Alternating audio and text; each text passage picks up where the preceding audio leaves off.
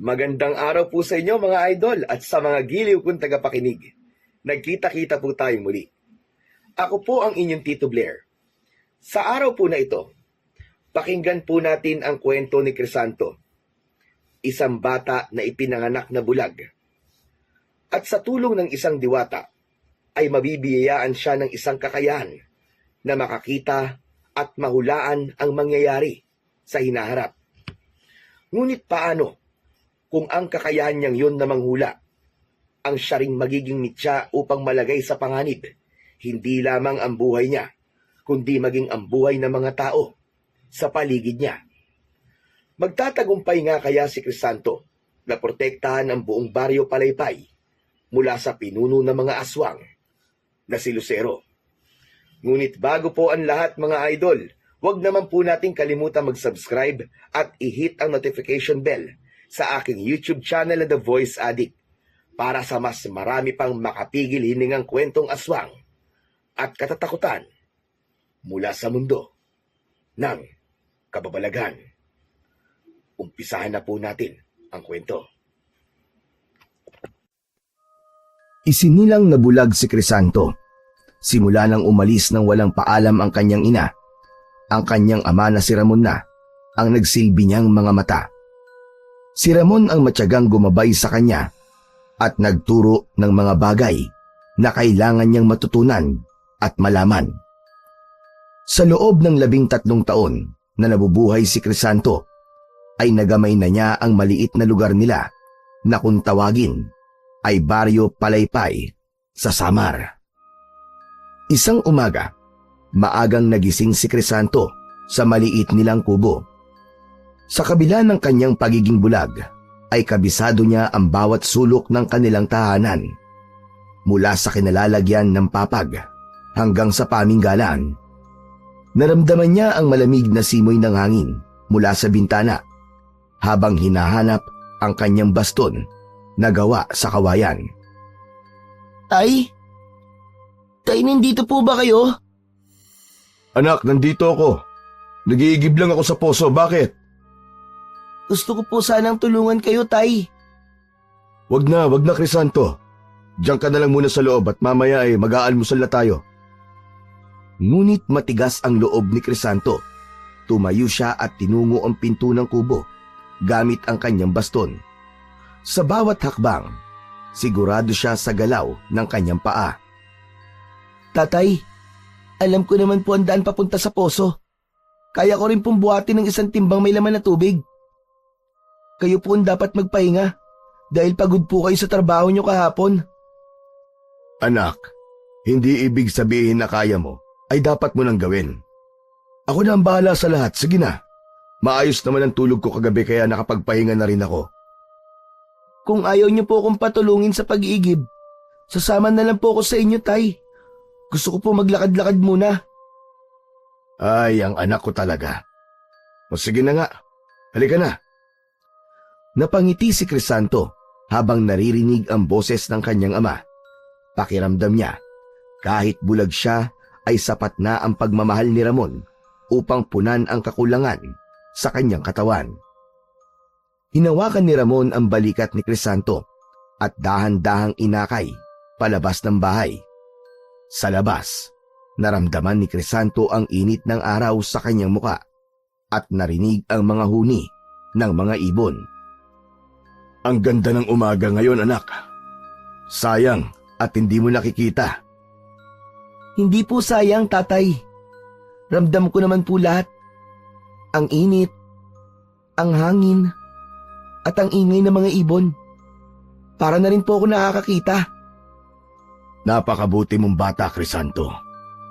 Sana dumating ang araw na makita mo ang ganda ng mundo.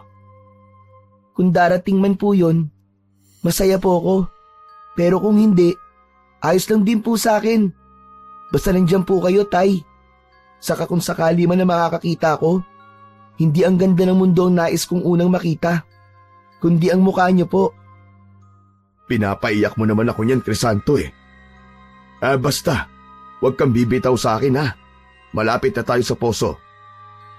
Nagpatuloy ang mag-ama papunta sa poso habang nagkwekwentuhan sa kung ano ang nais na almusal ni Crisanto para sa umagang yun. Isang umaga, maagang nagising si Crisanto gaya ng kanyang nakasanayan. Tatayo na sana siya pero nahawakan niya ang braso ni Ramon sa kanyang tabi. Nagtaka siya sapagkat ganoong oras ay gising na ang kanyang ama. Tay, gising na po. May trabaho kayo ngayon, di ba? Crisanto, hindi ako makakapasok ngayon. Parang nilalagnat ako eh.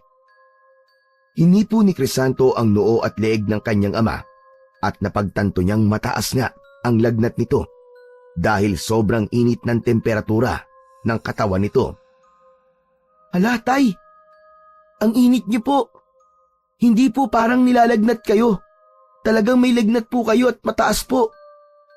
Dapat po magpahinga kayo, Tay. Sige, ako na pong bahala dito sa bahay. Crisanto anak, wag na. Kaya ko pa naman eh. Baka mapagod ka lang. Tay, ako na po. Magpahinga na lang po kayo. Sayang naman po ang pagtuturo niyo sa akin para makagalaw ako kahit wala kayo. Kung hindi ko naman po gagamitin. Walang nagawa si Ramon kundi hayaan si Crisanto. Bumalik na rin agad sa pagtulog si Ramon. Habang mahimbing na natutulog ang kanyang ama, ay agad na kumilos si Crisanto. Sa kabila ng kanyang pagkabulag, gamay niya ang bawat sulok ng kanilang bahay. Kinuha niya ang walis at nagwalis siya ng mabilis. Maya-maya pa ay nagtungo na siya sa kanilang lutuan upang ipagluto ng lugaw ang kanyang ama. Nang kapain niya kung saan nakalagay ang mga panggatong, ay natigilan siya. Hala, wala na palang panggatong. Paano kaya ito? Naisip ni Crisanto na magtungo sa gubat kung saan kumukuha ng panggatong ang tatay niya. Alam niyang hindi siya papayagan ni Ramon na pumunta siya sa gubat at kapag nagsabi naman siya rito na wala na silang panggatong ay sigurado siya na ito ang pupunta sa gubat para kumuha ng mga panggatong. Ayaw niya muna itong kumilos dahil nga sa masama ang pakiramdam ng tatay niya. Kaya naisip ni Crisanto na siya na lang ang kukuha ng panggatong sa gubat. Ilang beses na siyang naisama doon ni Ramon, kaya tiwala siya na kabisado niya na ang lugar na yon. Agad na kinuha ni Crisanto ang kanyang baston at itak na nakasabit malapit sa pinto ng kanilang kubo. Ginamit niya ang kanyang memorya sa lokasyon ng kanilang lugar upang marating ang gubat. Kaya ko to. Matagal ko nang kabisado ang daan dito sa baryo Palaypay. Habang naglalakad palabas ng baryo, ay narinig niya ang huni ng mga ibon at ang mahinang ihip ng hangin.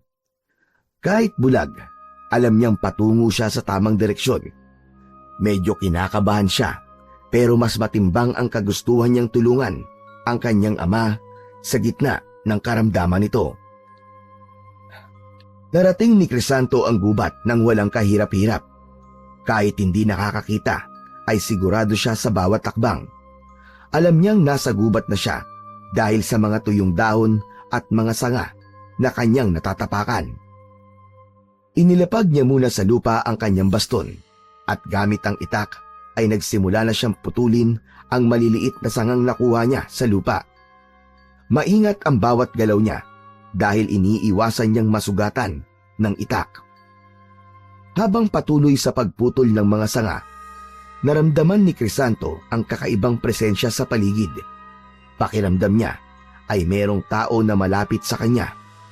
Nagbago ang temperatura, mas naging malamig at tahimik ang paligid niya.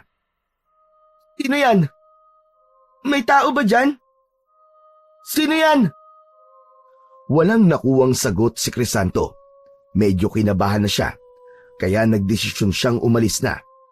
Pinulot niya ang kanyang baston at nagsimulang maglakad palabas ng gubat.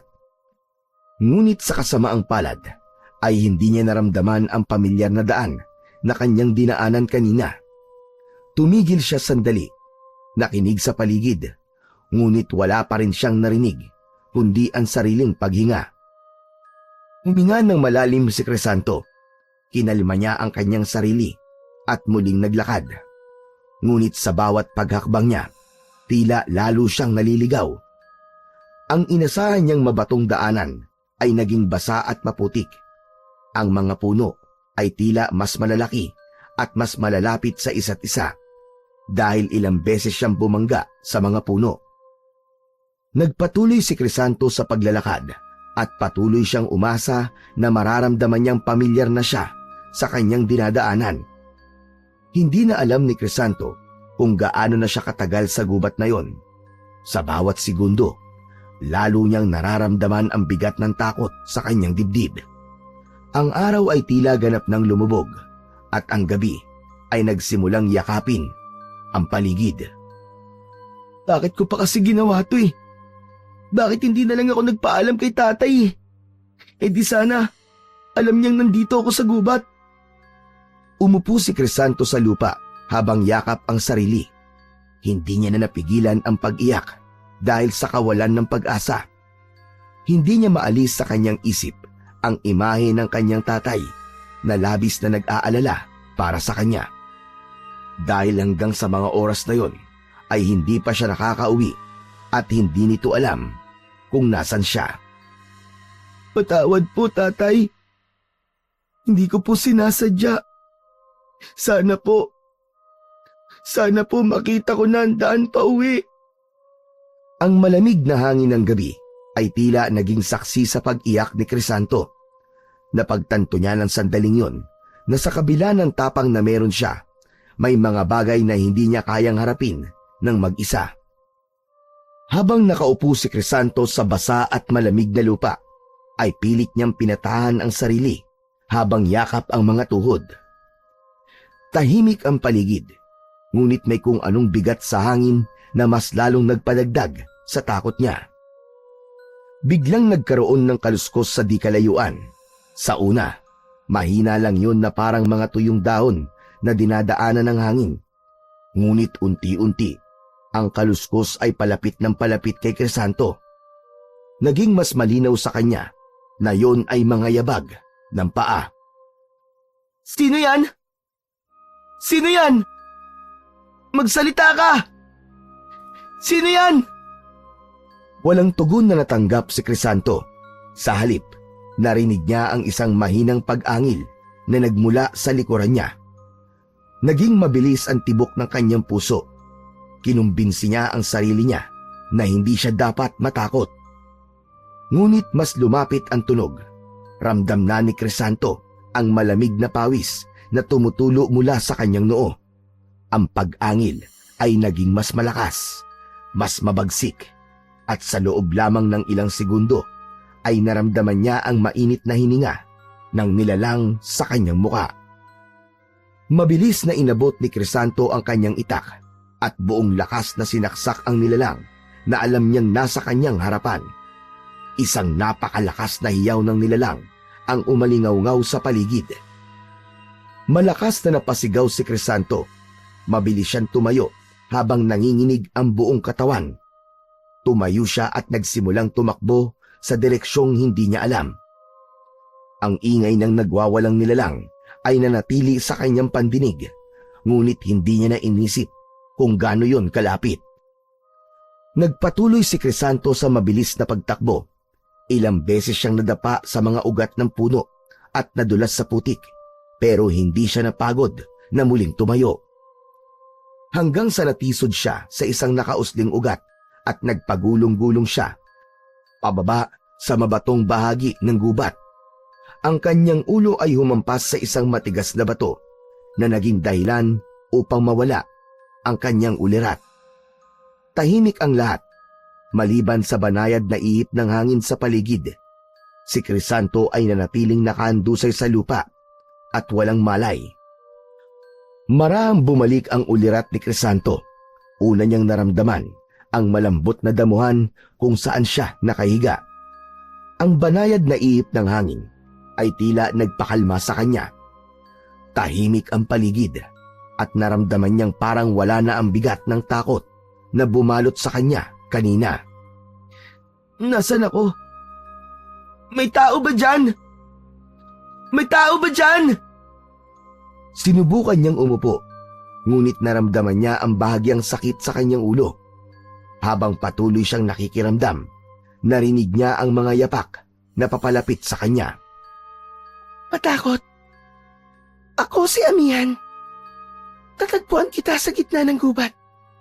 Wala kang malay, kaya dinala kita sa lugar na ito. Salamat po. Ako naman po si Crisanto. Salamat po sa pagliligtas sa buhay ko. Ano ba ang nangyari sa'yo?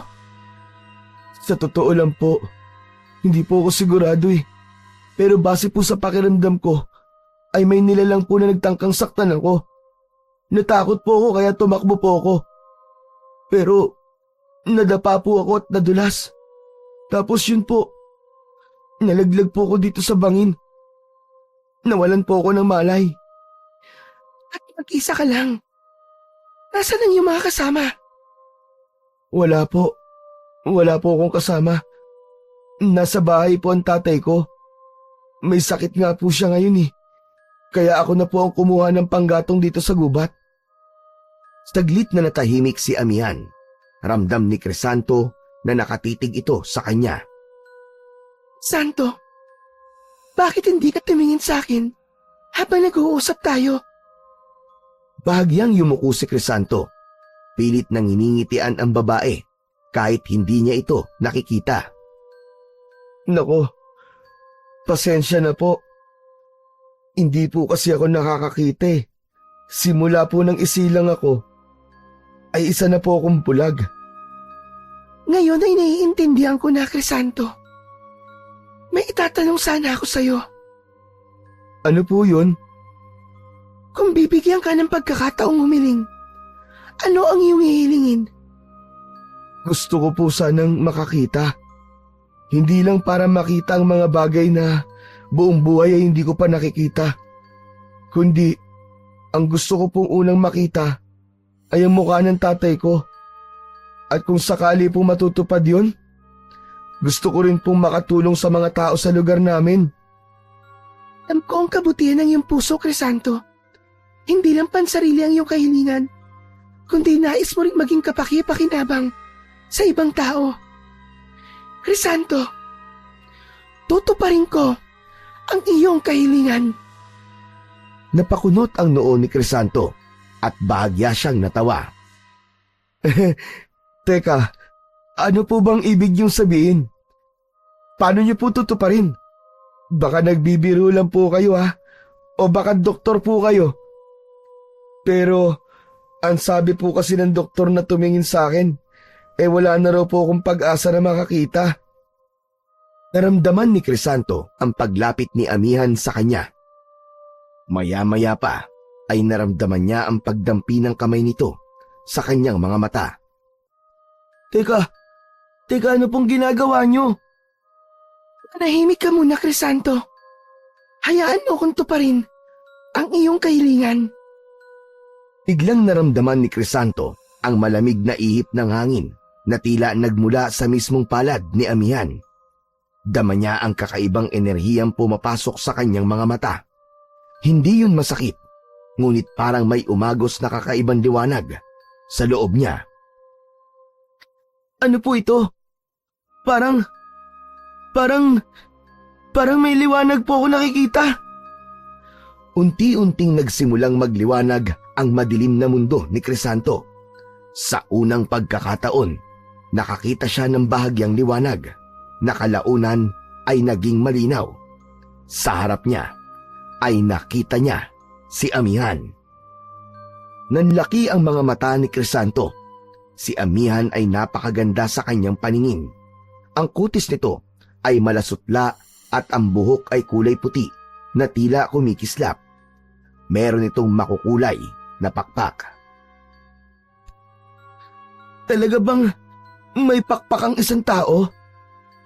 Alam ko ang pakpak dahil sinabi sa akin ni tatay ang itsura niyan. Crisanto, hindi ako isang tao.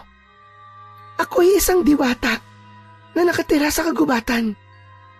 Pero hindi na importante kung ano o sino ko. Ang mahalaga, ngayon ay makakakita ka na. Patawarin mo nga lang ako. Dahil hindi ang iyong ama ang iyong makikita, kundi ako. Hindi ako makapaniwala. Teka, totoo ba ito? Hindi ba ito isang panaginip? Nakakakita na po ako! Maraming salamat po! Salamat, amihan! Salamat! Huwag kang magpasalamat sa akin, Crisanto. Ang puso mong busilak ang siyang tunay na nagbigay daan sa himalang ito. Labis ang galak ni Crisanto habang patuloy niyang tinitignan ang lahat sa kanyang paligid. Ang gubat, ang mga puno, at higit sa lahat, ang diwata na nagbigay liwanag sa kanyang mundo. Napuno ng emosyon si Crisanto, hindi niya napigilan ang mga luhang pumatak sa kanyang mga mata. Sa sobrang galak, niyakap niya ng mahigpit si amihan. Ang yakap na yon ay punong-puno ng pasasalamat. Hindi ko po alam kung paano ko po kayo pasasalamatan. Napakalaking biyaya po nito para sa akin. Maraming salamat po. Salamat po talaga. Utang ko po sa inyo ang aking paningin. Santo, huwag kang mag-alala. Karapat-dapat ka sa biyayang ito. Ramdam ko ang busilak mong puso, ang pagmamahal mo sa iyong ama, at ang kagustuhan mong tumulong sa ibang tao. Maraming salamat ulit, amihan. Hindi ko po makakalimutan ang ginawa niyo para sa akin. Ngayon, Crisanto, kailangan mo nang bumalik. Ang iyong ama ay nag-aalala sa iyo. Hinumpas ni amihan ang mga kamay nito at biglang napuno ng nakakasilaw na liwanag ang paligid ni Crisanto. Halos hindi niya mabuksan ang kanyang mga mata sa sobrang liwanag. Nang mawala na ang liwanag, ay sakalang ibinukas ni Crisanto ang kanyang mga mata. Wala na si amihan sa kanyang harapan. Nasa gitna na siya ng kagubatan at umaga na ng sandaling yun. Nakangiti niyang pinagmasdan ang paligid dahil noon lamang niya nakita ang kagandahan ng kalikasan. Nagsimula siyang maglakad pa uwi sa kanila, puno ng bagong pag-asa at saya sa puso. Lumabas ng gubat si Crisanto, nadala ang hindi maipaliwanag na saya at pagkamangha. Sa bawat takbang, tila bagong mundo ang kanyang natuklasan. Nakita niya ang liwanag ng araw, ang kulay ng mga daon, at mga ibon na nagliliparan. Totoo palang napakaganda talaga ng mundo. Ngayon ko lang nakita ang lahat ng to. Habang papalapit siya sa baryo Palaypay, kitang-kita niya ang mga bahay na dati ay sa mga salita lang ng tatay niya naririnig. Ang mga tanawin ng palayan, ang mga batang naglalaro, at mga matatandang nakaupo sa mga bangko ay tila isang larawan na kumpleto sa detalye. Nakarating siya sa kanilang bahay na sa kauna-unahang pagkakataon ay nakita niya. Malaki ang ngiti niya habang hinahaplos ang pinto. Pumasok si Crisanto sa loob, ngunit wala roon ang kanyang tatay. Naupo siya sa isang bangko at tahimik na naghintay. Puno siya ng kaba at pananabik na makita ang kanyang ama dahil sa pagkakataong ito ay may kakayahan na siyang pagmasdan ito. Makalipas ang ilang oras, narinig ni Crisanto ang mahinang pagbukas ng pinto. Tumayo siya habang nanginginig ang mga kamay sa kasabikan. Pumasok si Ramon nang may bakas ng pag-aalala sa mukha nito. Ngunit bago pa man makapagsalita si Ramon, ay agad itong niyakap ni Crisanto ng mahigpit at bumuhos ang kanyang mga luha. Tay!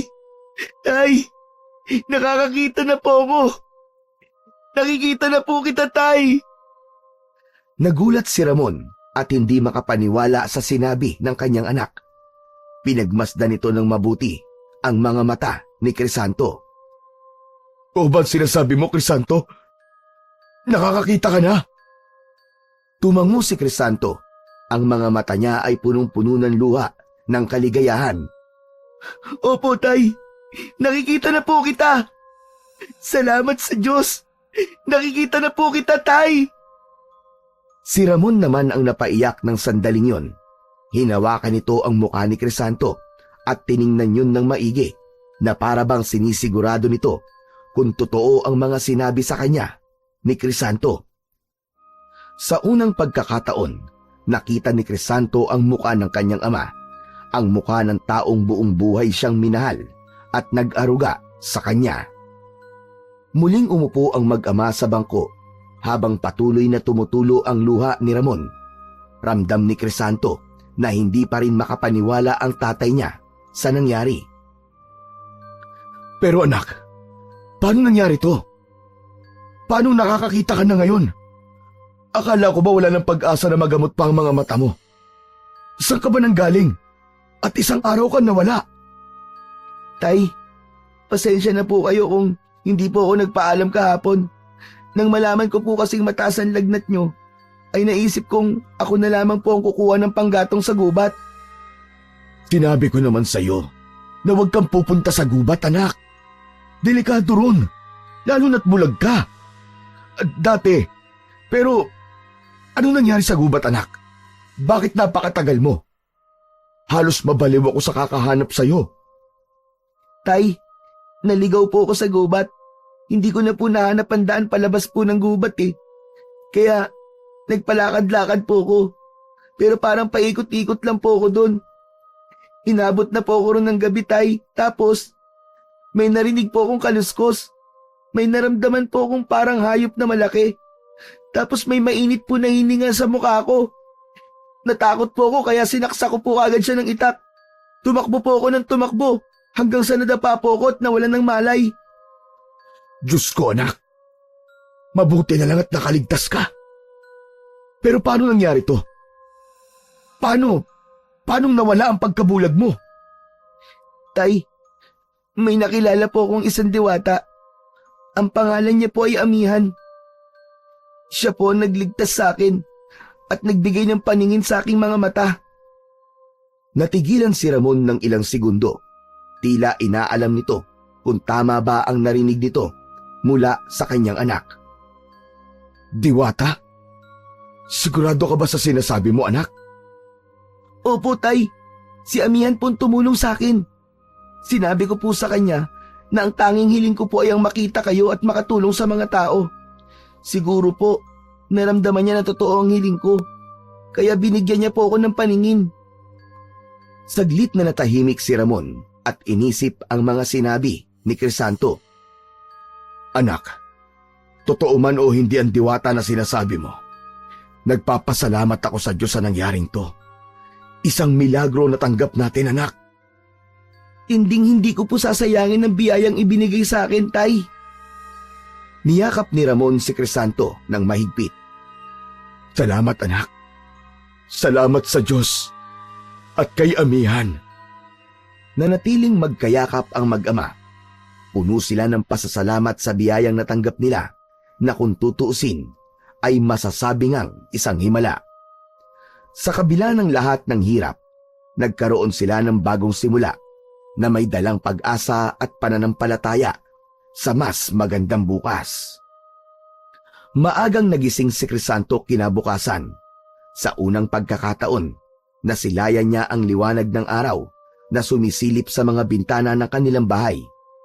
Kitang-kita niya ang ganda ng paligid, ang mga punong kahoy at ang makukulay na mga bulaklak sa kanilang bakuran. Habang naghahanda ng almusal si Ramon, ay tumulong si Crisanto sa kanyang ama. Alam mo ba, anak? Sinabi ko kanina sa mga kapitbahay natin na nakakakita ka na. Abay, akalain mo hindi sila makapaniwala. Pero tuwang-tuwa sila, anak. Hindi ko lang sinabi na dahil sa isang diwata kaya ka nakakakita ngayon. Baka kasi kung ano pang isipin nila eh. Pero kahit sila, iniisip na isang himala ang nangyaring ito, anak. Talaga po? Hindi na nga po ako makapaghintay na makita ang mga mukha ng kapitbahay natin eh. Lalo na po si Kuya Domeng na palagi kong binibigyan ng tinapay. Nako, siguradong matutuwa ang Kuya Domeng mo kapag nakita ka. Pagkatapos natin mag-almusal, ay magtungo ka sa bahay nila. Sige po, tay. Habang kumakain ng almusal, ay nagpatuloy ang pag-uusap ni Crisanto at Ramon. Crisanto, anak, Hindi ko akalain na darating ang araw na ito. Talaga namang napakasaya ko, anak. Ako nga rin po, Tay. Pero maraming salamat po sa inyo. Kasi po, hindi po kayo sumuko sa akin. Alam ko na mahirap po para sa inyo na magkaroon ng isang anak na bulag. Alam mo, sa totoo lang anak, hindi naman ako nahirapan. Kahit bulag ka dati, ay hindi ko inisip na isa kang pabigat. Ikaw ang nag-iisang dahilan kung bakit ako patuloy na nabubuhay simula nang iwanan tayo ng nanay mo. Nasaan po kaya si nanay ngayon? Sigurado po ako na kung nandito siya, ay magiging sobrang saya niya rin, kagaya po ninyo, Tay. Ipagdasal na lang natin na kung nasan man siya, ay masaya siya, anak. Habang nag-aalmusal sina Crisanto at Ramon, ay may biglang kumatok sa pinto ng kanilang kubo. Tumayo si Ramon at binuksan ang pinto. Isang matangkad na lalaki ang pumasok na may dalang isang basket ng mga bagong pitas na mangga. Napakunot ang noo ni Crisanto dahil hindi niya kilala ang lalaki. Magandang umaga! Magandang umaga! May dala akong regalo para sa iyo, Crisanto. Nagliwanag ang mukha ni Crisanto nang marinig ang boses ng lalaki. Sigurado siya na si Doming yun. Kuya Doming, ikaw pala yan. Hala, ang gwapo niyo pala, Kuya Doming. Aba, teka, Crisanto. Paano mo naman nasabing gwapo ko? Eh ngayon ka palang nakakakita. Binubola mo naman ako niyan eh. Nagtawanan sila. Naupo si Doming at ipinatong sa lamesa ang basket. Hindi pa rin talaga ako makapaniwala na nakakakita ka na, Crisanto. Pero sobrang saya ko para sa'yo. Tinapik ni Doming ang balikat ni Crisanto. Nang dumampi ang palad ni Doming sa balat ni Crisanto, ay biglang namuti ang mga mata niya. At sa loob ng kanyang utak ay isang senaryo ang kanyang nakita. Nakita ni Crisanto sa pangitain niya na naglalakad si Doming sa gitna ng pilapil, isang gabi, habang dala ang isang lampara. Biglang lumitaw ang isang nakakatakot na nilalang, matangkad, maitim, at may mahahabang kuko. Sumugod yun kay Doming at walang awang inatake ang lalaki. Nakarinig si Crisanto ng mga sigaw at ang tunog ng pagbaon ng mga kuko sa laman. Bumalik sa kamalayan si Crisanto. Hingal na hingal siya at nanginginig ang buong katawan. Crisanto! Crisanto, ayos ka lang ba? Ano nangyari sa'yo? Kuya Doming, huwag po kayo maglalakad sa pilapil tuwing gabi. Ha? Abay bakit naman? Ano bang meron? Basta po kuya, pakiusap po. Masama po ang kutob ko. Ang seryoso mo naman, Crisanto. Pero sige na, para sa kapayapaan ng isip mo, hindi ako maglalakad doon tuwing gabi. O sige Ramon, Crisanto, babalik na muna ako sa bahay ha. Mag-iingat kayo. Pagkaalis ni Doming ay napansin ni Ramon ang namumutlang muka ni Crisanto. Anak, ano nangyari? Bakit bigla namuti ang mga mata mo nang hinawakan mo si Doming? Tay, para pong nakakita ko ng pangitain eh. Nakita ko po si Kuya Doming na naglalakad po sa pilapil. Tapos bigla po siyang inatake ng isang nakakatakot na nilalang. Ano? Teka, paano mo nakita yun? Hindi ko rin po alam eh. Pero parang totoo po yung nakita ko. Nararamdaman kong mangyayari po yun. Kaya sinabi ko po sa kanya na huwag siya maglalakad sa pilapil tuwing gabi. Naging seryoso si Ramon sa narinig, habang si Crisanto naman ay hindi nawala ang kaba na nasa dibdib niya. Hindi niya maintindihan kung bakit siya nakakakita ng ganoong pangitain.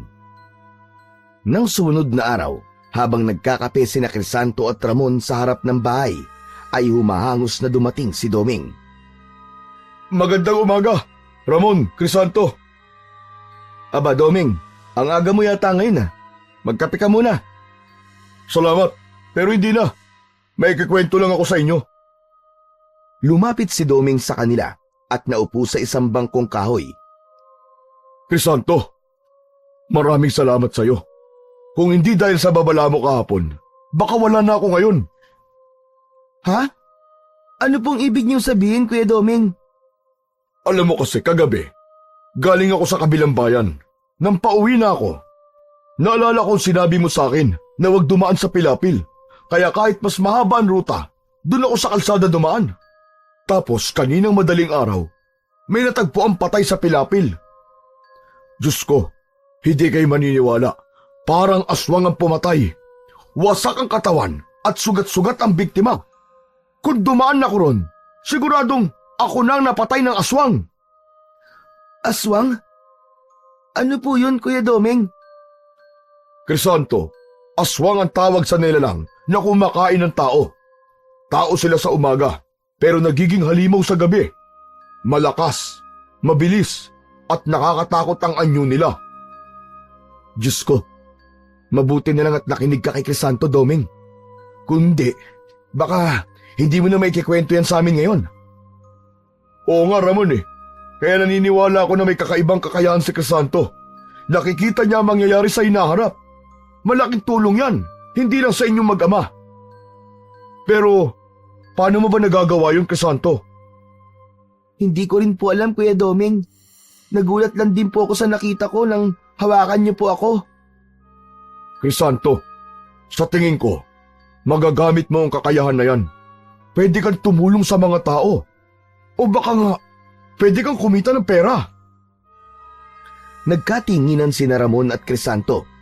Pareho silang nagulat sa mungkahi ni Doming. Doming, hindi ko kailangan gawing negosyo ang kakayahan ng anak ko. Nagsuggest lang naman ako, Ramon. Saka wala naman masama kung pagkakakitaan niyo ang kakaibang kakayahan ni Crisanto. Pero, subukan mo nga ulit sa akin, Crisanto. Ano kaya ang nakikita mo para sa akin? Pilit nanginitian ni Crisanto si Doming, pero bakas ang alinlangan sa kanyang muka. Hinawakan niya ang kamay ni Doming at pumikit. Ilang sandali pa ay nagsalita siya. Meron po ako nakita, Kuya Doming. Kailangan niyo pong anihin ngayon ng mga kamatis niyo. Teka, bakit naman? Abay, masyado pa maaga para anihin ko ang mga bunga ng aking mga tanim na kamatis. Bakit? Ano ba nakita mo, Crisanto? Kung hindi niyo po yun aanihin ngayon, mapepeste po mga yun bukas. Sayang naman po ang pinaghirapan niyo. Mauuwi lang po sa wala. Kung pagkakatotoo sinabi mo, Crisanto, mapapatunayan natin na talagang may espesyal kang kakayahan. Tumayo si Doming at nagpaalam. Sige, aalis na ako. Babalitaan ko kayo bukas. Salamat ulit ha, Crisanto. Habang papalayo si Doming, muling nag-usap ang mag-ama. Anak, sigurado ka ba sa sinabi mo kay Doming? Mapepeste talaga ang mga kamatis niya. Tay, hindi ko po alam eh. Pero yun po nakita ko nang hawakan ko po ang kamay ni Kuya Doming. Anak, kakaiba nangyayari sa'yo. Pero tandaan mo, gamitin mo ang kakayahang yan para sa kabutihan ng lahat. Nagkatinginan ang mag-ama. Alam ni Crisanto na pareha silang naguguluhan sa bagong tuklas na kakayahan na meron siya. Nang sumunod na araw, muling nagpunta si Doming sa bahay ni Crisanto. Excited si Crisanto na malaman kung nagkatotoo ang pangitain na nakita niya kay Doming nung nakaraang araw. Malaki ang ngiti ni Doming nang humarap kina Crisanto at Ramon. Crisanto, tama ka! Napeste nga mga tanim kong kamatis! Eh bakit parang ang saya niyo pa po, Kuya Doming? Dahil yun sa napatunayan ko na totoo nga mga pangitain mo. Sinadya kong hindi talaga anihin kahapon ang mga kamatis ko para lang malaman kung totoo ang hula mo. Ayun, pagising ko kaninang umaga, puno ng uod at bulok na ang karamihan sa mga bunga ng tanim kong kamatis. Diyos ko, Doming, bakit mo pa kasi sinubukan? Sayang naman ang mga tanim mo. Oo nga eh. Pero ngayon, kumbinsido na ako, Crisanto. Ang kakayahan mo ay totoo at hindi basta-basta. Kaya mo talagang makita ang mangyayari sa hinaharap. Pasensya na po kayo, Kuya Doming. Hindi ko naman po gusto mangyari yun sa mga tanim niyo eh. Nako, hindi mo kasalanan yung Crisanto. Wala kang kasalanan. Pero naiisip ko lang, pwede mo talagang gamitin yung kakayahan mo para tumulong sa mga tao at kumita rin, hindi ba? Doming, Mahirap yung sinasabi mo eh. Hindi basta-basta gagamitin mo lang ang ganitong klaseng kakayahan. Nako Ramon, malay mo, ito na ang simula ng magandang buhay niyong mag-ama. Pag-isipan niyo pa rin ang sinabi ko. Pagkatapos ng usapan, umalis na si Doming. Naiwan sina Crisanto at Ramon na nag-iisip sa mga sinabi ni Doming. Hindi na nawala sa isip ni Crisanto ang sinabi ni Doming. Nagdalawang isip siya kung gagamitin ba niya ang kakaiba niyang kakayahan para kumita ng pera. Kaya sa araw na yon ay nagdesisyon siyang magtungo sa gubat para makausap si Amihan. Nang nasa gubat na siya, ay huminto siya sa lugar kung saan siya natagpuan ni Amihan. Luminga siya sa paligid at umaasa siya na magpapakita sa kanya ang babaeng engkantada. Amihan? Amihan, nandito ka ba? Gusto sana kitang makausap. Tahimik ang paligid.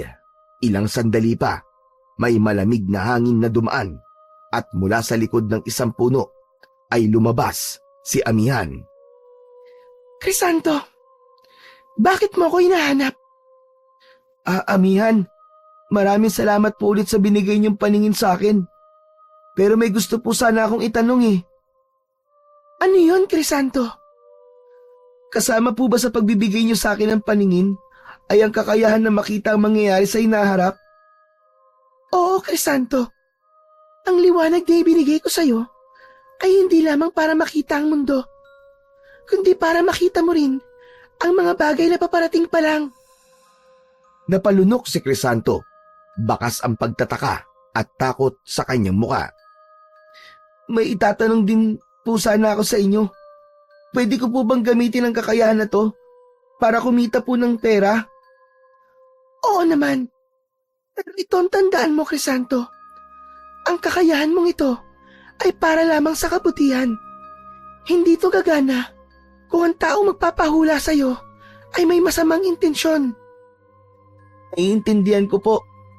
Maraming salamat po ulit, engkantadang Amihan. Crisanto, gamitin mo ang regalong ito ng maayos.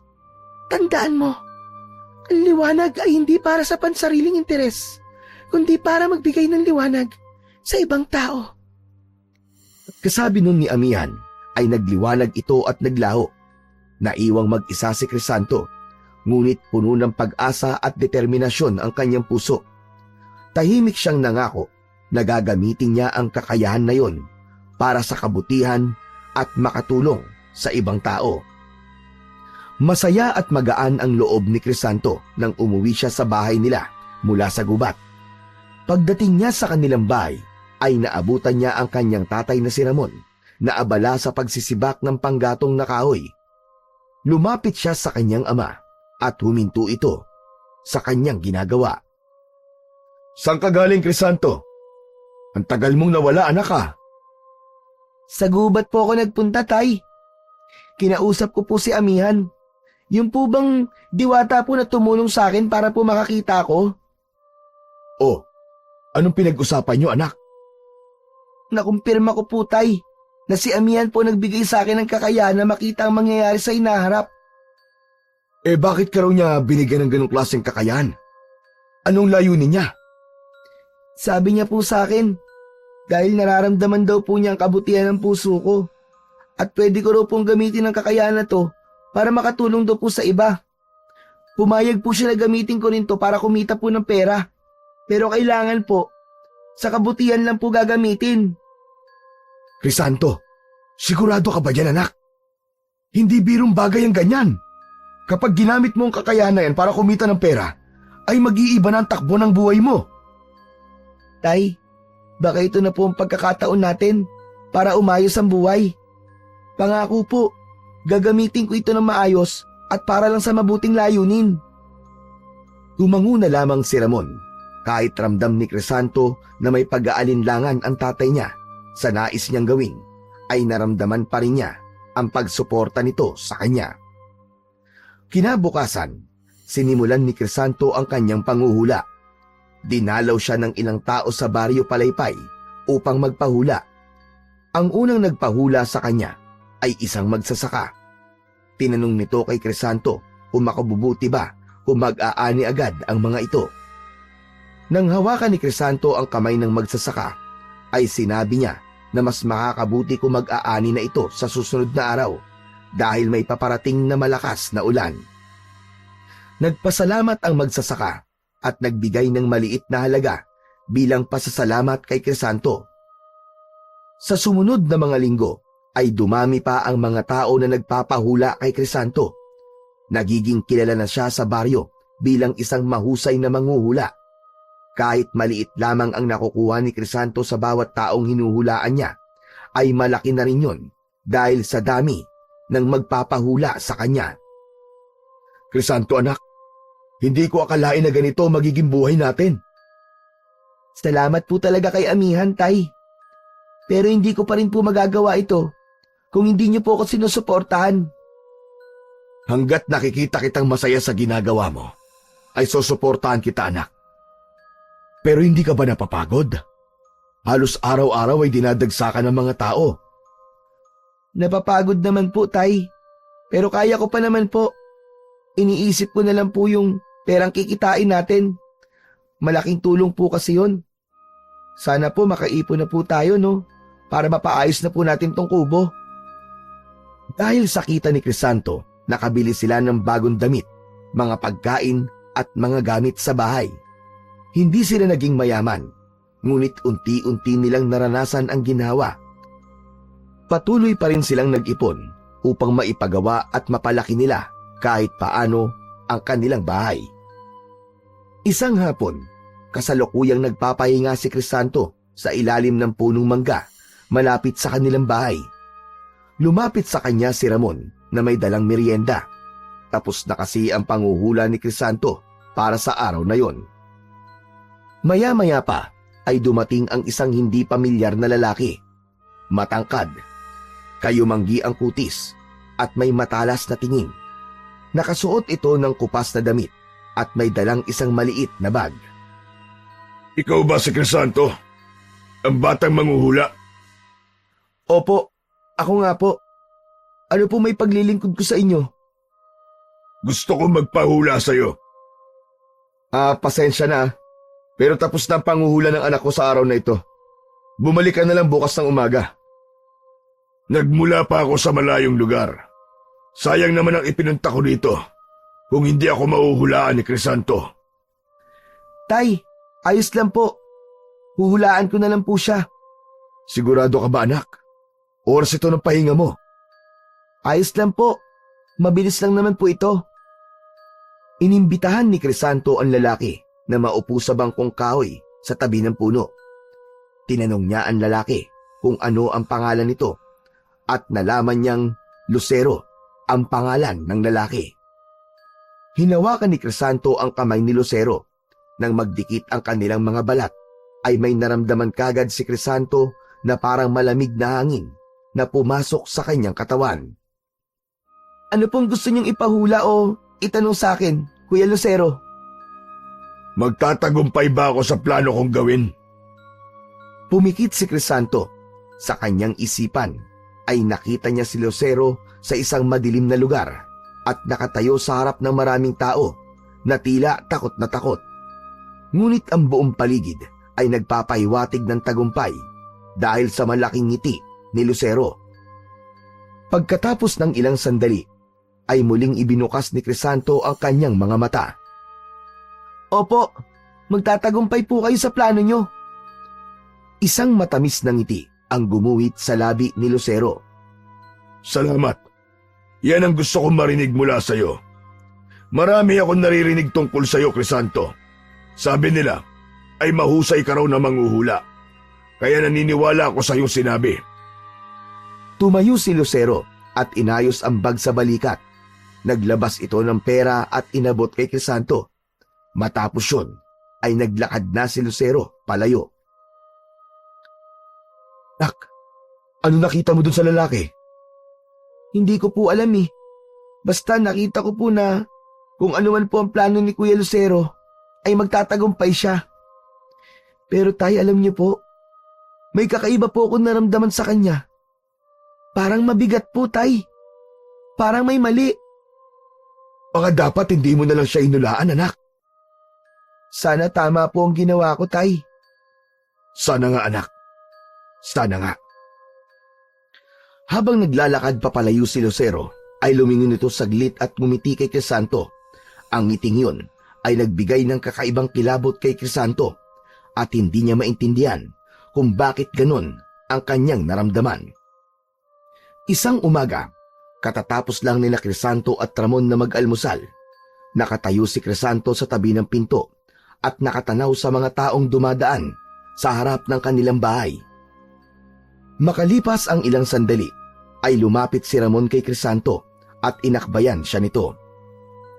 Anak, malaki na ang naitutulong ng panguhula mo sa atin. Pero naisip mo ba ang tungkol sa pag-aaral mo? Iniisip ko nga po yun, Tay. Gusto ko po mag-aral ulit sa susunod na taon. Alam ko po na iba pa rin kapag meron ako natapos. Bakit hindi pa ngayong taon, anak? Bakit kailangan hintayin mo pa ang susunod na taon? Gusto ko po mag-ipon muna. Ayoko pong pumasok ng kulang sa gamit o baon. Gusto ko po makatulong sa mga gastusin natin habang nag-aaral po. Pero anak, hindi ka ba natatakot na masanay ka na sa panguhula? Alam mo, baka dumating ang araw na hindi ka na makabalik sa eskwela dahil dito. Tay, pangarap ko po talaga makaahon tayo sa kahirapan. Gusto ko po magkaroon ng trabaho na may regular na sahod. Hindi ko po kaya manghula habang buhay.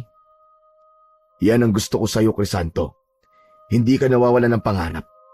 Pero tandaan mo, anak, kahit anong mangyari, nandito lang ako para suportahan ka. Salamat po, Tatay. Kaya sa susunod na taon ha, mag-aaral ka na ulit. Opo, pangako po. Mag-aaral na po ako ulit sa susunod na taon. Sa paglipas ng mga araw, ay nagpatuloy si Crisanto sa kanyang panguhula.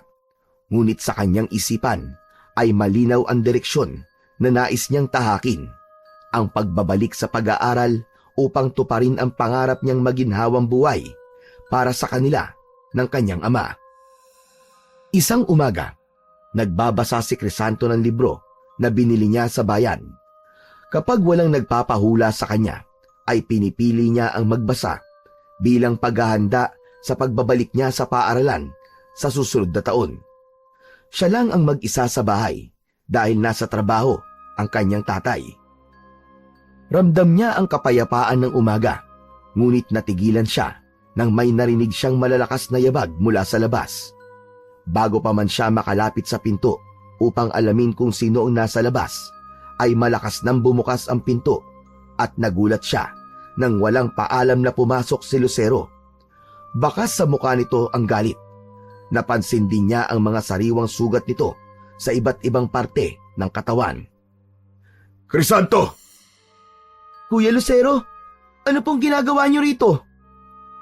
Akala mo ba hindi kita babalikan? Sinabi mo na magiging matagumpay ako. Pero ano? Halos lahat ng alagad ko ay napatay. Ano pong sinasabi niyo? Hindi ko po kayo maintindihan eh. Ang plano kong salakayin ng isang malayong bayan kasama ang mga alagad ko. Sinabi mo magtatagumpay kami. Pero imbis sa tagumpay, pagkatalo ang inabot namin. Plano? Bakit? Ano po bang plano niyo? Ang mga alagad kong aswang, halos naubos sila nang umatake kami sa isang lugar. Akala mo ba, magpapahula lang ako sa iyo ng basta-basta? Ginamit kita para tiyakin ang tagumpay ng pagsalakay namin. Pero dahil sa'yo, pinatay sila ng mga tao sa bayan na yon. Aswang? Ano pong sinasabi niyo? Hindi ko po talaga kayo maintindihan. Oo, Crisanto. Ako ang pinuno ng mga aswang. Ang hula mo naging dahilan ng kabiguan ko. At ngayon, pagbabayaran mo yon. Hindi ko po alam. Hindi ko po alam na ganun pala ang plano niyo. Wala akong pakialam. Dahil naniwala ako sa hula mo. Kaya halos naubos sa mga alagad ko. Kaya ngayon, ikaw ang magdurusa. Hindi lang ikaw. Pati ang mga tao dito sa Baryo Palaypay. Gagawin kong impyerno ang lugar na ito. Para mo ng awa, Kuya Lucero. Huwag mo lang idamay ang mga tao dito. Sa akin na lang kayo magiganti. Huli na, Crisanto. Ipinahamak mo ko. Kaya ipapahamak ko rin ang lahat ng mga taong mahalaga sa'yo. Huwag, Kuya Lucero. Pakiusap. Maganda ka, Crisanto. Ang araw ng pag-iiganti ko ay paparating na. Lumabas si Lucero at naiwan si Crisanto na nanginginig sa takot. Napaupo siya sa sahig. Hawak niya ang kanyang dibdib at nahihirapan siyang huminga. Sa kanyang isipan, naglalaro ang tanong kung paano niya mapipigilan ang paparating na panganib na dala ni Lucero. Tahimik na nakaupo si Crisanto sa isang sulok ng kanilang sala habang iniisip niya pa rin ang mga sinabi ni Lucero. Hindi siya makapaniwala na isang aswang pala ang kanyang hinulaan. Naputol ang kanyang malalim na pag-iisip nang biglang bumukas ang pinto. Pumasok si Ramon na may dalang supot na puno ng gulay. Agad nitong napansin ang takot sa mukha ni Crisanto. May pag-aalala itong lumapit sa kanyang anak. Crisanto, ano nangyari? Bakit parang takot na takot ka? Tumingin si Crisanto kay Ramon. Nanginginig ang labi niya habang pilit na bumubuo ng mga salita. Tay, bumalik po rito kanina si Kuya Lucero. Lucero? Yung nakakatakot na lalaki na nagpahula sa'yo? Oh, anong ginawa niya? Galit na galit po siya, Tay. Sinabi niyang hindi raw nagkatotoong hula ako sa kanya. Sinabi ko po na magiging matagumpay ang plano niya. Pero hindi po yun nangyari. Ano ba kasing plano niya at galit na galit siya sa'yo? Tay, isa po siyang aswang. Pinuno po siya ng mga aswang. Ang plano pala niya ay ang pagsalakay nila ng mga alagad niya sa isang lugar. Sabi niya, halos lahat po ng alagad niya ay pinatay ng mga tao. Diyos ko, Crisanto. Kaya pala iba ang pakiramdam natin sa Lucero na yun. Dahil isa pala siyang aswang. Hindi ko po alam, Tay. Hindi ko po alam na ganun pala ang plano niya. Sinabi rin po niya na dahil sa akin, ay madadamay ang mga tao dito sa Baryo Palaypay sa paghihiganti niya sa akin. Napatayo si Ramon. Nagpalakad-lakad ito sa sala habang mataman na nag-iisip. Nakakabahala to, Crisanto. Pero, hindi kita pababayaan. Kahit ano pang mangyari, poprotektahan kita, anak. Salamat po. Pero sino naman po magpoprotekta sa mga tao dito? Tay, hindi ko kayang makita silang masaktan ng dahil sa akin. Kaya nating gawan to ng paraan, anak. Hindi natin hahayaang mangyari ang sinasabi niyang paghihiganti. Saglit na natahimik si Crisanto. Unti-unti niyang napagtanto ang nangyari. Ngayon, ay alam ko na kung bakit ako nagkamali sa hula ko. Sabi ni Amihan, hindi gagana ang kakayahan ko kapag masama ang intensyon na magpapahula. Yun nga siguro ang dahilan kung bakit hindi nagkatotoong hula mo kay Lucero, anak. Natatakot po ko, Tay. Hindi lang para sa atin, kundi para sa buong Baryo Palaypay. Crisanto, anak. Malakas ang loob ng mga tao dito. Magkakapit-bisig tayong lahat. Pero kailangan natin maganda. Tumango si Crisanto. Bakas pa rin ang takot sa kanyang muka. Alam niyang may paparating na panganib at hindi niya maaaring takasan yon. Lumipas ang ilang gabi na halos hindi makatulog si Crisanto. Pakiramdam niya, anumang oras ay sasalakay na sa lugar nila sina Lucero at ang mga alagad nito. Isang gabi, mahimbing na natutulog si Crisanto at Ramon sa kanilang maliit na kwarto. Naputol ang katahimikan nang marinig nila ang malakas na sigaw mula sa labas. Magkakasabay na nagising ang mag-ama dahil sa ingay na yon. Saklolo! Medyo ako! Saklolo! Tay, may tao sa labas. Si Kuya Doming yata yun. Agad na bumangon si Ramon at sinindihan ang lampara. Kasunod nun ay narinig nila ang malakas na pagkatok ni Doming. Inunahan ni Crisanto ang tatay niya sa pagbubukas ng pinto. Bumungad sa kanya si Doming na pawisan at takot na takot. Hingal na hingal ito habang nakahawak sa dibdib. Oh, Kuya Doming, ano nangyari sa'yo? Inatake ako ng aswang sa bahay ko. Sa bubong siya pumasok. Buti na lang nakatakas ako. Napatitig si Crisanto kay Doming at ramdam niya ang kaba sa boses nito. Agad niya itong pinapasok at isinarado niya ang pinto. Maya-maya pa ay narinig nila ang mahinang yabag sa bubong. Napatingala silang lahat. Sigurado ako na aswang niya nasa bubong niyo. Kinuha ni Ramon ang itak mula sa gilid ng pinto at akmang lalabas. Mabilis itong hinawakan ni Crisanto sa braso. Tay, wag na po! Baka masaktan po kayo kung lalabas pa kayo! Wala akong pakialam. Hindi ko hahayaan na pasukin tayo ng halimaw na yon. Biglang bumukas ang bintana ng malakas. Isang nilalang na may mahahabang kuko at mapupulang mga mata ang pilit na pumasok mula roon. Sabay na napasigaw sa takot sina Crisanto at Doming.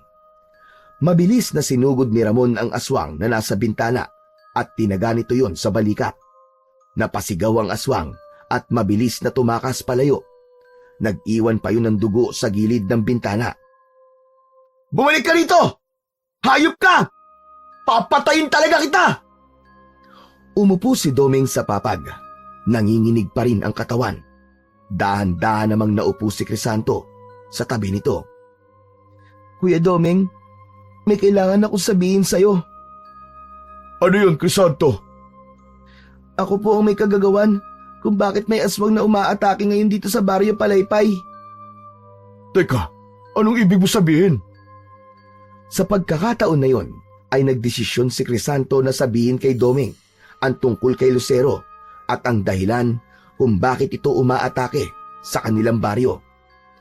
Labis na nagimbal si Doming sa mga salitang narinig nito kay Crisanto.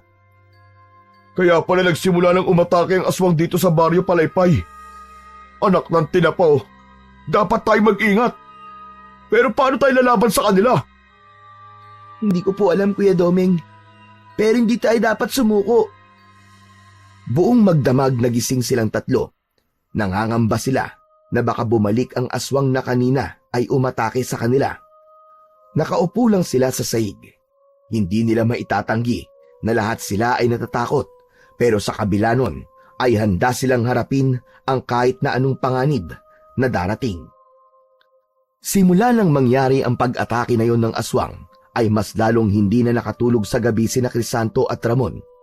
Tuwing umaga ay palaging hinahasa ni Ramon ang itak nito dahil yun lamang ang sandata na meron sila upang ipagtanggol nila ang kanilang mga sarili laban sa mga aswang at kay Lucero. Isang gabi, maagang nagsarado ng mga bintana at pinto sina Crisanto. Bago sila humiga upang matulog, ay hindi nila kinalimutan ang magdasal para sa kanilang kaligtasan at maging sa lahat ng nakatira sa Baryo Palaypay. Habang nakahiga ang mag-ama, ay may kakaibang naramdaman si Crisanto. Tay, pakiramdam ko, may hindi magandang mangyayari ngayong gabi. Kanina pa po talaga ako kinakabahan eh. Kaya nga kailangan natin maging handa palagi, anak. Huwag kang matatakot, Crisanto. Lalaban tayo kung kinakailangan. Maya-maya pa ay bigla nilang narinig ang isang malakas na sigaw mula sa labas. Sinundan yun ng nakakakilabot na paghalakhak at pag-angil ng mga aswang. May mga taong humihingi ng tulong habang takot na takot. Agad na tumayo si Ramon. Kinuha nito ang itak nito at sumilip sa bintana. Anak nang, ang daming aswang sa labas, anak! Sumilip din si Crisanto. Nakita niya ang isang grupo ng mga aswang na umaatake sa mga tao sa pangunguna ni Lucero. Nakakatakot ang anyo ng mga ito. Mahahaba ang kuko, pulang-pula ang mga mata, at mabangis ang mga ngiti. Nagsimula ng magtakbuhan ang mga tao. Ang iba'y may dalang mga patalim at sulo ng apoy. Ngunit karamihan ay takot na takot at walang laban sa mababangis na aswang. Crisanto, anak, dito ka lang sa loob ng bahay. Ako nang bahalang lumabas. Sa gitna ng kaguluhan, dumating ang ilang kalalakihan sa baryo na handang harapin at labanan ang mga aswang. Mabilis na lumabas si Ramon sa kanilang bahay habang si Crisanto naman ay nakasilip lamang sa bintana. Nagsimula ang laban ng mga taga-baryo Palaypay sa mga aswang. Ang ilan ay ginamit ang apoy sa sulo upang paatrasin ang mga aswang. Si Ramon naman, kasama ang ilang kalalakihan, ay matapang na hinarap ang mga aswang at si Lucero. Hindi na napigilan ni Crisanto ang sarili na huwag makisali sa laban. Kinuha niya ang sibat na matagal niya nang itinatago sa likod ng kanilang bahay at lumabas siya na dala yun. Laking gulat ni Ramon nang makita niya si Crisanto. Crisanto, anak! Ano ginagawa mo rito? At sabi ko sa'yo, doon ka na sa loob ng bahay! Hindi ko po kayang walang gawin, Tay. Ako po ang dahilan ng kaguluhan na ito. Kaya dapat po meron akong gawin. Napakatigas ng ulo mo, anak! Kung ganun, pantayan mo ang likod ko!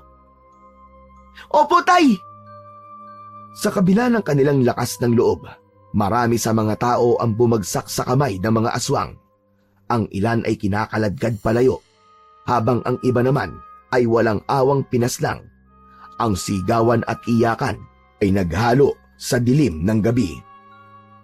Sa gitna ng laban, biglang sumulpot si Lucero sa harapan ni Crisanto habang may malaking ngising na kapaskil sa labi nito. Crisanto, nakikita mo ba ang ginawa mo? Umpisa pa lang ito ng aking paghihiganti. Itigil mo na to, Lucero. Huwag ka naman damay ng iba pa. Dahil sa'yo, marami sa mga alagad ko nawala. Kaya ngayon, babawi ako. Uubusin ko ang mga tao rito at ikaw ang iuhuli ko. Ikaw at ang mahal mong ama. Napuno ng galit at takot ang puso ni Crisanto. Hindi mo kami matatalo, Lucero. Lalaban kami. Tignan natin kung hanggang kailan nyo kaya ang pwersa namin. Muling umatake ang mga aswang ng mas mabangis at mas mabilis. Sa kabila ng takot, patuloy na lumaban sina Ramon at Crisanto kasama ang mga natitirang tao sa baryo. Ngunit habang tumatagal, mas marami ang bumabagsak at ang baryo ay napupuno ng kawalan ng pag-asa. Habang nakikipaglaban, ay hindi na napigilan ni Crisanto ang umiyak habang pinagmamasdan ang kaguluhan. Nadurog ang puso niya nang makita na maraming tao ang namatay sa kamay ng mga aswang. Sa gabing iyon, ang baryo Palaypay ay tila naging isang impyerno. Ngunit sa kabila ng dilim, nanatili ang pag-asa sa puso ni Crisanto na magagawa nila ng paraan na matigil ang paghahari ng lagim ni Lucero sa kanilang lugar. Makalipas ang ilang sandali, ay unti-unti nang umalis ang mga aswang kasama si Lucero. Nakita ni Crisanto ang ilang tao na sugatan at ang iba naman ay wala ng buhay. Nasa gitna ng lahat si Crisanto, nanginginig ang buo niyang katawan habang iniikot niya ang tingin sa paligid. Maya-maya pa ay lumapit si Ramon sa kanya. Ang dami pong pinatay ng mga aswang, Tay. Alam kong masakit ito para sa iyo, Crisanto. Pero kailangan natin magpakatatag. Kasalanan ko po ito eh. Kasalanan ko to, Tay. Kung hindi ko sinabi kay Lucero na magtatagumpay ang plano niya, hindi mangyayari to. Hindi sana siya magagalit sa akin sa buong baryo Palaypay.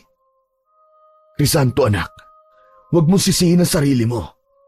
Hindi mo alam na masama pala ang plano niya. Hindi mo kasalanan kung bakit ito ginagawa ni Lucero. Hindi mo kasalanan ang ginawa ni Lucero at ng mga alagad niya dito sa ating baryo. Lalo pang napahagulgol si Crisanto habang nasa bisig ng kanyang ama. Tay, paano ko maitatama ang lahat ng ito? Kailangan natin magpatuloy, anak. Magtiwala ka. Makakahanap tayo ng paraan. May awa ang Diyos. Biglang may pumasok na ideya sa isip ni Crisanto. Umalas siya sa yakap ng kanyang ama at tumingin dito. Tay, si Amihan po! Si Amihan! Oh, anong tungkol kay Amihan, anak? Baka po matulungan niya ako para makahanap po ng paraan upang pigilan si Lucero. Kung tama ang sinasabi mo, anak, maganda nga siguro na humingi ka ng tulong sa kanya. Kailangan ko pong kausapin kagad si Amihan. Siya na lang po ang pag-asa natin. Tumango si Ramon at hinawakan sa balikat si Crisanto.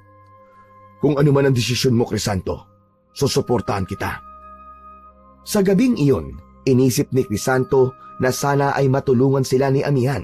Naniniwala siya na merong kakayahan at kapangyarihan ang naturang diwata upang bigyan ng tuldok ang kasamaan na dala ni Lucero sa baryo Palaypay. Kinabukasan, hindi na nag-aksaya pa ng oras si Crisanto. Paggising na paggising niya ay agad siyang naglakad patungo sa gubat. Agad siyang nakarating sa lugar kung saan niya huling nakausap ang mabait na diwata. Luminga siya sa paligid at naramdaman niya ang presensya ni Amihan. Amihan, kailangan ko ang tulong nyo. Sa una ay katahimikan ang sumagot kay Crisanto.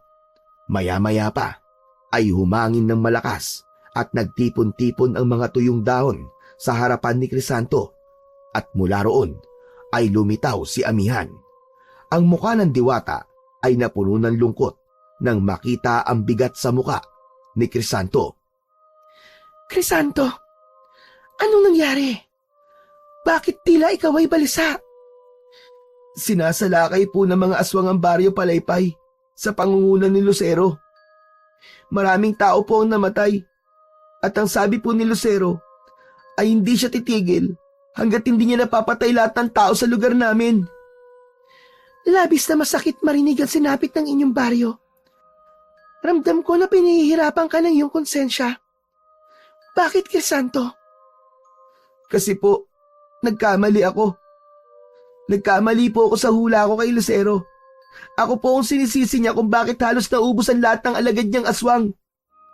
Sa hula ko po kasi sa kanya, ay nakita ko na magtatagumpay siya sa pagsalakay sa isang lugar. Pero hindi po yun nangyari. Kaya kasalanan ko po ang lahat. Crisanto, wala kang kasalanan. Ang kakayahang ibinigay ko sa iyo ay may hangganan. Hindi nito saklaw kapag masama ang intensyon na magpapahula. Ang kasamaan ni Lucero ay hindi mo responsibilidad. Pero, diwatang Amihan, kung hindi ko po siya idulaan, baka hindi po ito nangyari.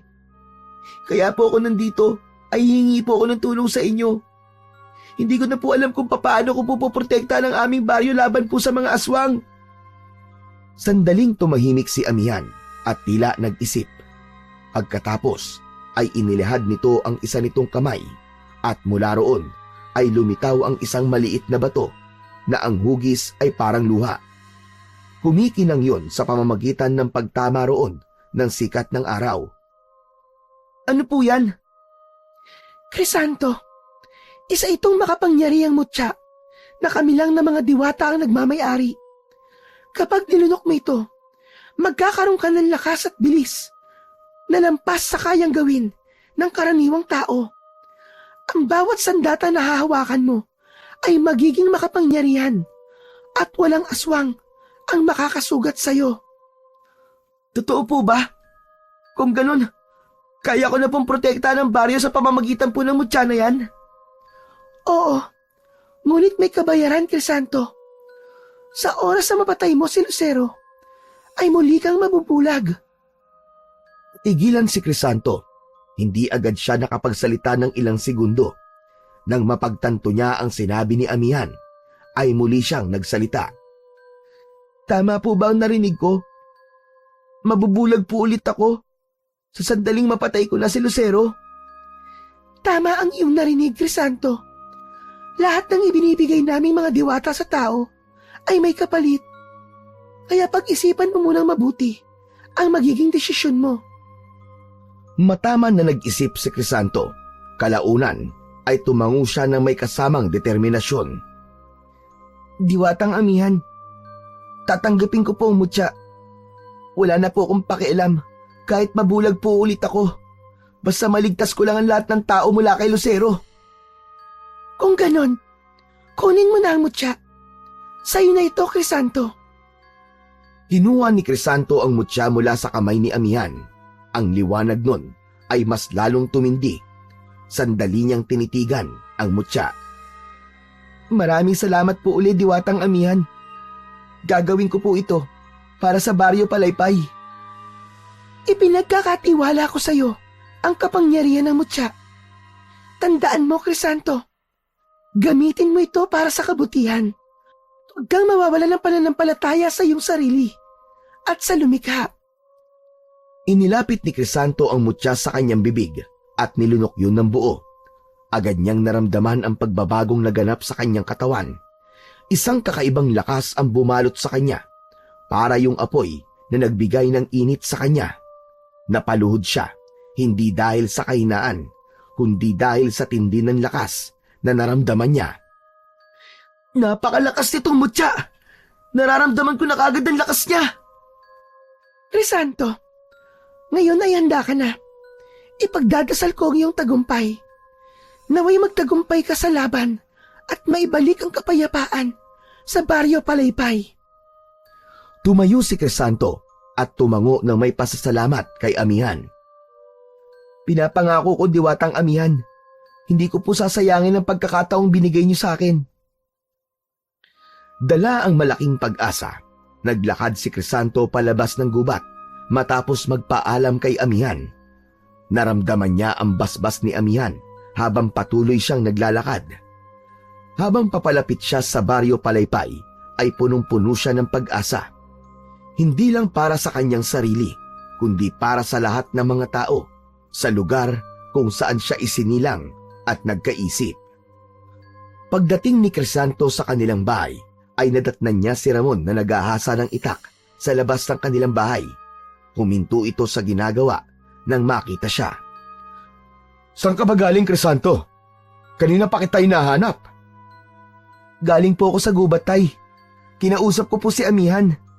Oh, kumusta ang pakikipag-usap mo sa kanya, anak? May tulong ba siyang ibinigay sa'yo? Opo, binigyan niya po ako ng isang makapangyarihang mutya, Tay. Tinanggap ko po yun dahil sa lakas at bilis na ibibigay sa akin ng mutya. Bukod po ron, ay hindi rin po ako masasaktan ng kahit na sinong aswang. At lahat ng sandata na hawakan ko ay magiging makapangyarihan. Mabuti naman, anak. Yan ang kailangan natin ngayon. Sigurado ko na dahil sa mutyang yan, ay mapapatay mo na si Lucero at ang mga alagad niya. Pero Tay, may kapalit po kapangyarihan ng mutya. Anong kapalit, anak? Huminga ng malalim si Crisanto bago sumagot.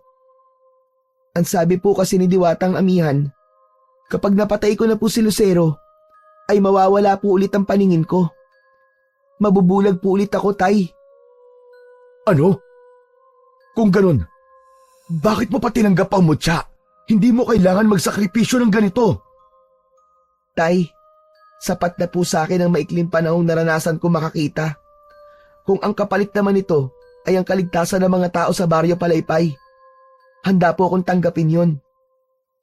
Natigilan si Ramon at naluha ito sa sinabi ni Crisanto. Napakabuti mo talagang bata, anak.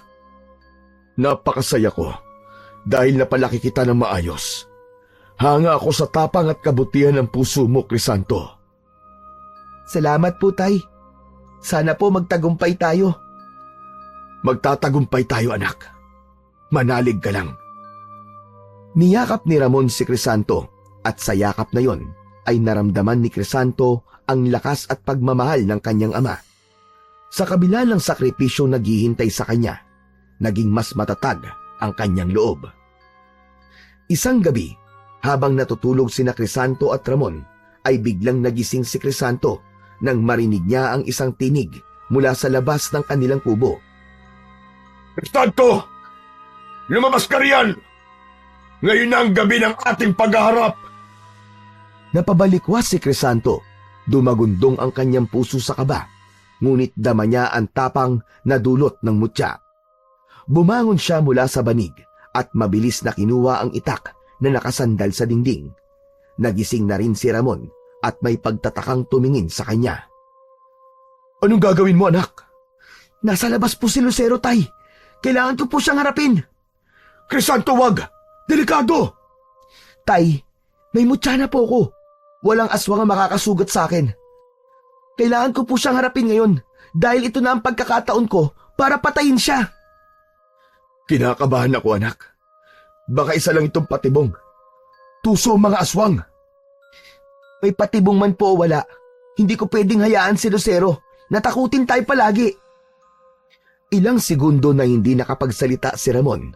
Matapang na tumingin si Crisanto sa kanyang ama at ipinaramdam niya rito na wala siyang takot na nararamdaman. Kung ganun anak, mag-iingat ka. Huwag kang magpapatalo sa kanya. Salamat po, tatay. Magtiwala lang po kayo sa akin. Lumabas si Crisanto habang mahigpit niyang hawak ang itak. Nakita niya si Lucero na nakatayo sa harapan ng kanilang bahay. Nakangiti iyon na akala mo ay isang demonyo. Nasa likod nito ang ilang aswang na alagad nito. Matapang ka nga ba talaga? O nagtatapang-tapangan lang? Walang laban ang itak mo sa kagaya ko, Crisanto.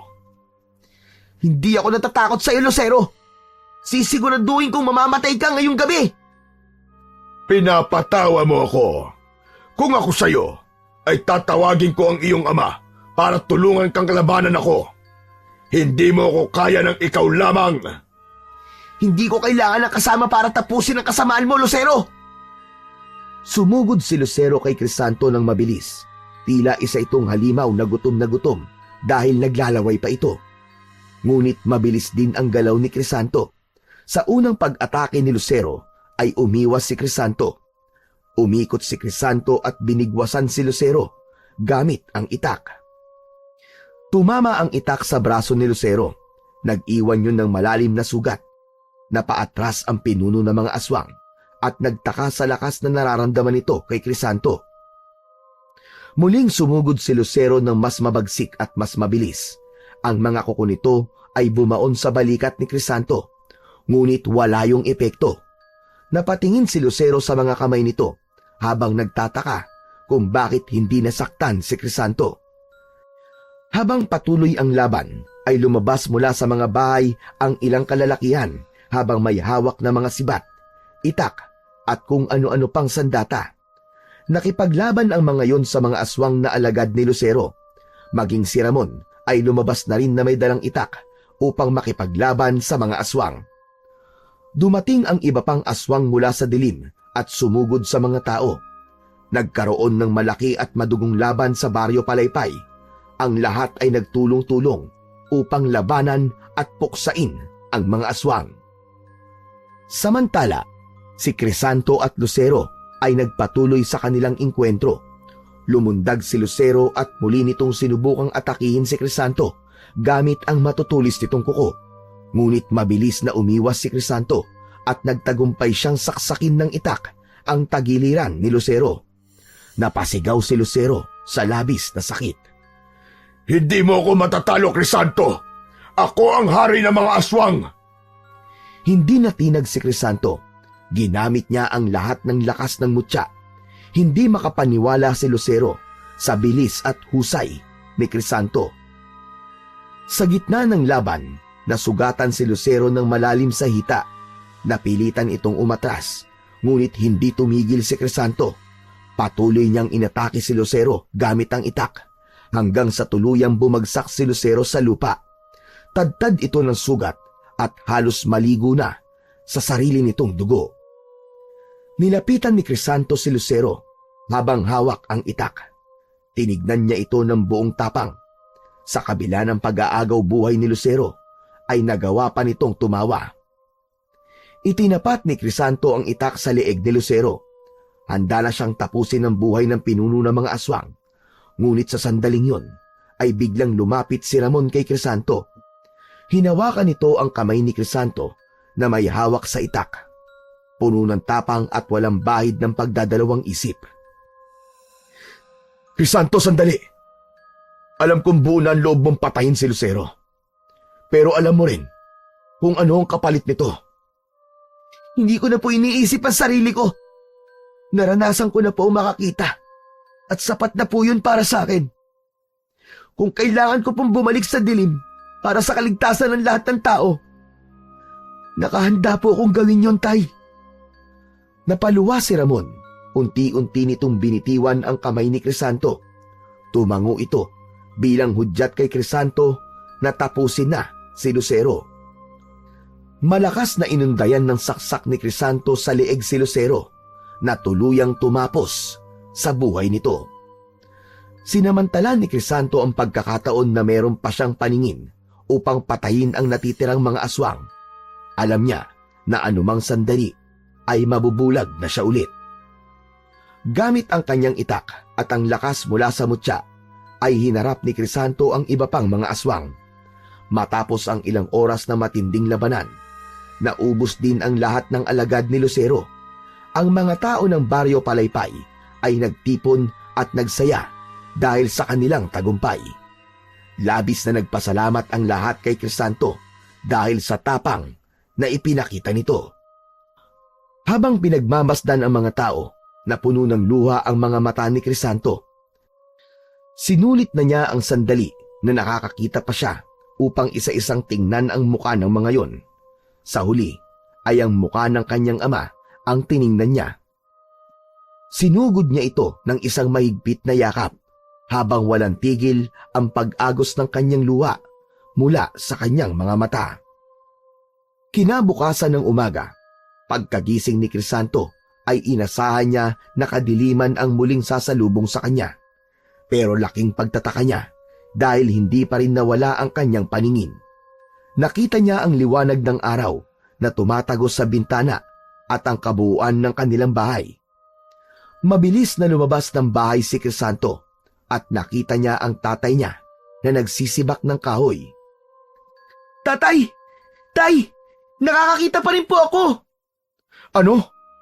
Akala ko ba'y mawawala ng paningin mo kapag napatay mo na si Lucero? Hindi ko rin po alam, tay, kung ano po nangyayari. Pero sa tingin ko po, ay mas maganda kung makakausap ko po muna si Amihan tungkol dito. Hindi na siya nag-aksaya pa ng oras. Nagpaalam na siya kay Ramon at nagmamadali niyang tinahak ang daan papunta sa gubat. Pagdating ni Crisanto sa gubat, ay agad niyang tinawag si Amihan. Hindi nagtagal, ay binalot siya ng malamig na hangin. Lumitaw si Amihan sa kanyang harapan. May matamis na ngiti ang diwata para kay Crisanto. Anong pakay mo sa akin, Crisanto? Diwatang Amihan, napatay ko na po si Lucero kagabi, pero nakakakita pa rin po ako. Hindi ba dapat ay bumalik na po ako sa pagiging bulag? Dahil yun po ang kapalit na hinihingi ng mutya. Crisanto, ang sinabi kong kapalit ng mutya ay isa lamang pagsubok. Sinubukan kong makita kung hanggang saan ang kaya mong isakripisyo para sa kabutihan ng iba. Nagulat si Crisanto at hindi makapaniwala sa kanyang narinig. Ibig po bang sabihin, Diwatang Amihan? Wala talagang kapalit ang mutya? Wala, Crisanto. Ang tunay na layunin ng mutya ay hindi lamang para bigyan ka ng lakas, kundi upang subukin ang puso mo. At pumasa ka ron, Crisanto. Ang iyong tapang, sakripisyo at pagmamalasakit ay higit pa sa sapat. Kaya't bilang gantimpala, mananatili sa iyo ang kapangyarihan ng mutya habang ikaw ay nabubuhay. Para lang po ako nananaginip, Diwatang Amihan. Pero maraming salamat po sa kabutihan niyo sa akin. Salamat po talaga.